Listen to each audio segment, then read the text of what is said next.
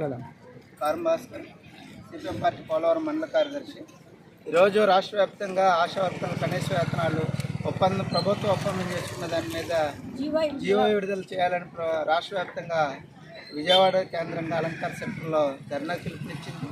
ఈ ధర్నా చేస్తున్నాను ప్రభుత్వానికి వినతులు ఇచ్చాము. అనేక సందర్భాల్లో డిఎంహెచ్ఓలకి వీళ్ళందరికీ సమాచారం ఇచ్చాము, రాయబారాలు కూడా నడిచాము. ప్రభుత్వం సంవత్సరం కిందట ఆశా వర్కర్లకి కనీస వేతనాలు ఇస్తామనేది గ్రాడ్యుయేటీ కానీ టీఎఫ్ కానీ వేతనాలతో కూడినటువంటి సెలవులు ఎలాంటివన్నీ ఇస్తామని ఈ రిటైర్మెంట్ కూడా 62 ఏళ్ళు అంటూ చెప్పారు. వాళ్ళు చెప్పడం కాదు, అసలు జీవో విడుదల చేయలేదు. ప్రభుత్వం చర్చలు జరిపింది, మీకు న్యాయమైన సమస్య పరిష్కారం చేస్తామని, కానీ చేయకుండా ఈరోజు ఇలాంటివి చేస్తుంది. రెండో పక్క విజయవాడ కేంద్రంగా ధర్నా చేయడానికి ప్రభుత్వం అనుమతి ఇచ్చింది. అక్కడ టెంట్లు వేశారు, మైక్ ఇచ్చారు, అన్ని పర్మిషన్లు ఇచ్చారు.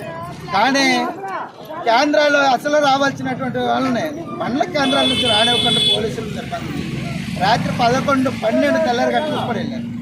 పోలీసులు ఆ టైంలో రావాల్సిన పని ఏంటి? ఎవరిచ్చారో వాళ్ళకి హక్కు. పోలీసులు సాయంత్రంలోకి ఇవ్వాలి. అర్ధరాత్రి మహిళలు అలాంటి 2ంటికి, 1 గంటకి, 4ంటికి వెళ్ళి మీరు రావద్దు, మీరు వెళ్ళొద్దు అన్నారు. ఎవరిచ్చారు వీళ్ళకి రైట్? ప్రభుత్వం ఏమో విజయవాడ కేంద్రంగా ధర్నాకి అనుమతి ఇచ్చింది.